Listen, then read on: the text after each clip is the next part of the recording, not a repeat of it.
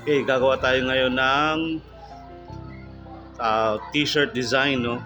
Gamit ang Photoshop. No? Alam naman natin ang Photoshop, no, isa sa mga maganda gamitin para pang layout. Okay, so pili tayo ng dalawang layer or dalawang picture, no, na ating i-blend. So, blending option ang ginagamit ko rito. So, tingnan nyo naman, no. Kaya lang talaga, no, pag nagle-layout ka, malawak at creative ang iyong uh, imahinasyon, no? O I mean, ang iyong pag-iisip.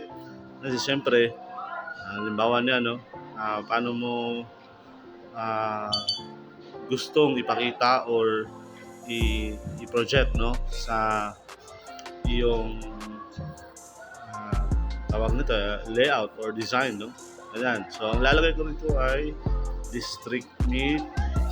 Okay? And naano ko siya kung anong magandang font ang aking gagamitin, no? Okay? Yan. District Mid. And then lagyan ko ng 2024. Kasi ngayon lang yan, no? Sa Sabado na yan. Okay, so bagay-bagay, no? Or naano ko kung saan siya babagay, no? Pwede nating i-arc yan. Pwede natin lagyan ng konting combinations of colors, no, para may stand out yung layout natin. Yun. Yan. Parang ganyan ang gusto ko, no. Parang naka-arc. Okay, harap ako ng iba pang font na babagay. Okay.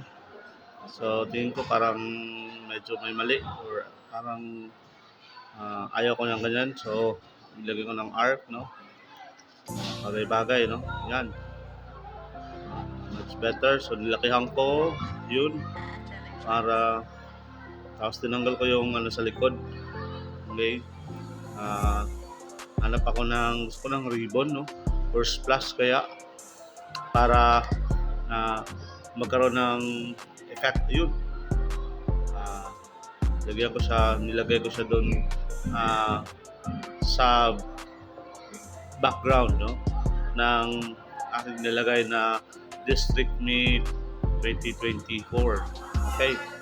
Hanap ako ng icon kung meron ako mahanap na icon na pandagdag ko, no. Hindi naman talaga pag nagle-layout tayo kung anong maisip natin, no, anong mas may kagaganda ng design, no. So itong ginagawa ko naman is coach, no, sa likod to lalagay, no, sa bandang itaas. So hanap ako ng ano ba ang maganda ilagay? Lagyan lang ba ng definition yung coach o wag na? So nag-issue ako niya, no. So, at saka namimili ako ng babagay na font style, no. Maganda yun. Importante yun na may bagay natin, no, yung style doon sa ilalagay natin o kung saan man iakma nato, no, kung asa dapit nato pwede siya ibutang or pwede tayong pumili, no. So eto na, no, medyo ako natagalan dito kasi gusto kong hanapan siya ng font style, no, na babagay, parang sporty bang dating, no. Okay, yun na. Parang nagbabalak ako na lagyan siya ng parang shadow, no, but sabi ko lagyan na lang natin to ng parang lutang na shadow, hindi na yung per liter na shadow. So yun, bagay-bagay, tsaka yun, nilagyan ko siya ng outline at tsaka nilagyan ko ng shadow yung salitang coach, no, para mangibabaw, no, kahit sa malayo pwede nating makita. So yun ang ating ginagawa dito, no. So yun, bagay-bagay. Saka may naisip ako rito, no, bala kong tanggalin yung nasa gilid. Teka lang, ito, yun. Tignan mo, yung parang shadow na, no, lalagay ko na sa ilalim. Okay, yun, eto na, no, tapos na siya, no. finishing touches na lang ang ginagawa ko rito at pwede na ito. Okay, so yun lang, no? Hanggang sa muli. Salamat sa panonood.